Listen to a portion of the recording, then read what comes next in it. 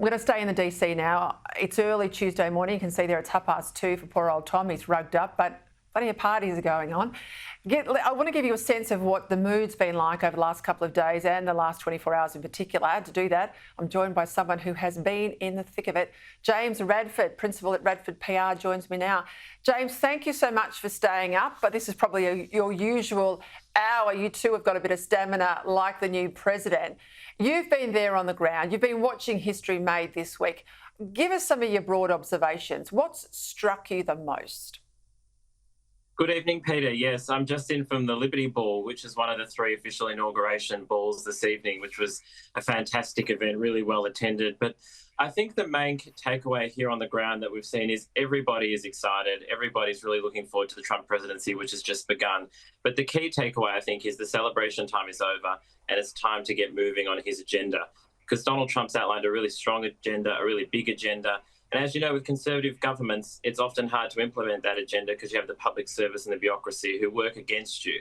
So Conservative leaders have to work twice to really get their agenda moving. And the President Trump's also flagged energy projects, getting these off the ground, and these don't happen overnight. So I think the real key takeaway is the celebration time is over and it's time to get moving. And we've seen that with the executive orders this afternoon, and we'll see that with the executive orders tomorrow morning and throughout the week. I know you're there with a significant delegation of Australian business leaders, many of them long-time Trump supporters like Mrs. Gina Rinehart.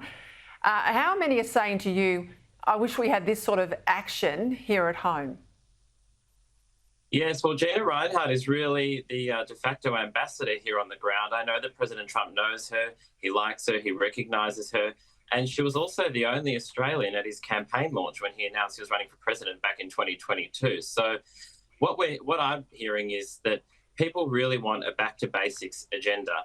We want energy to be fixed. We want lower taxes. We want reform on immigration. This is what President Trump has outlined. That's what made him win so significantly. Not only the presidency, we should recall, but also the House, the Senate, and the popular vote. So a real back to basics agenda is what we're hearing here in Washington that should be brought back to Australia. And I hope we see that come May.